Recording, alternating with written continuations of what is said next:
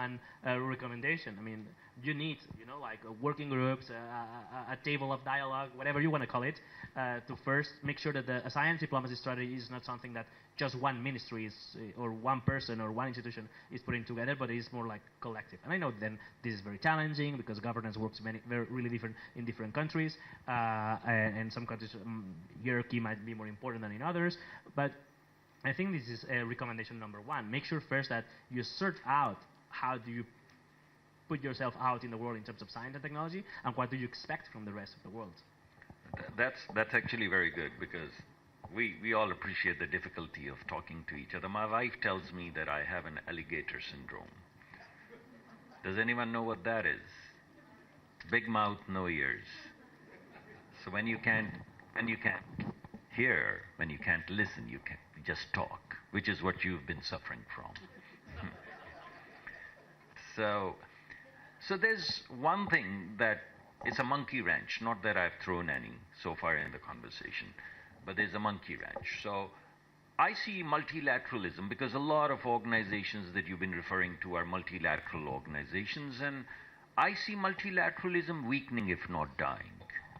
I see rule-based regime weakening, if not dying. And I see bilateralism, even in science, or tariffs, and sometimes unilateralism kicking in a major way. What are the consequences of that?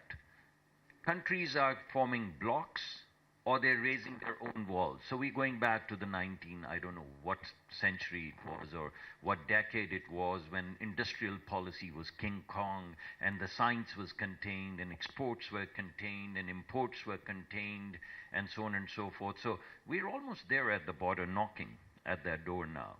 So what would be your recommendation for us in this world? Should we build borders, or should we build certain blocks?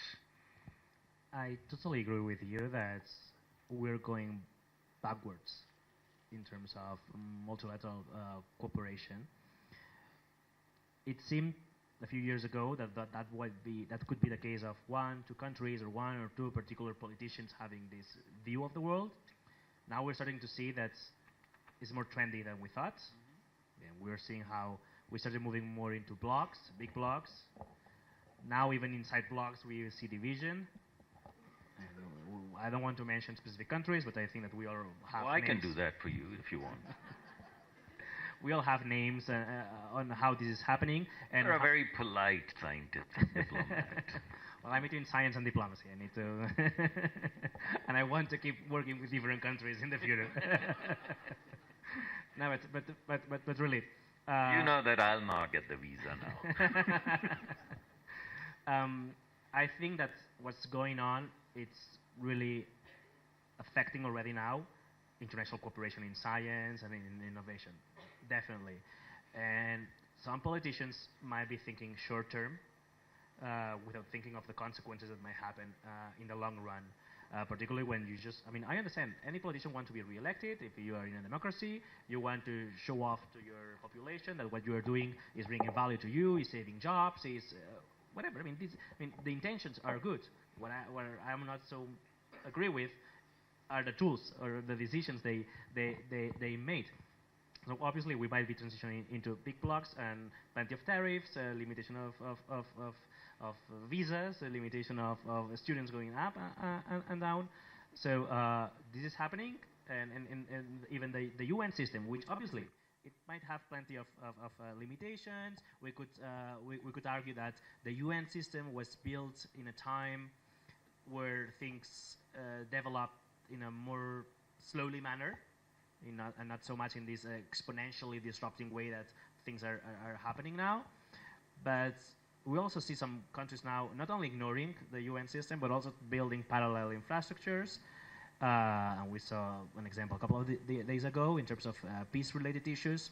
So should we build a block? Should we go into our herd and find universities and find countries and create blocks and raise walls? Or what should Pakistan has always been a big supporter of the UN system. The most difficult thing for these guys now is to get a visa.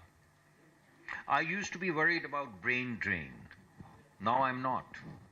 They're not going, guys, you're not going anywhere. You're stuck with me. That's bad. That's bad. So brain drain I'm less worried about, but capacity I'm more worried about.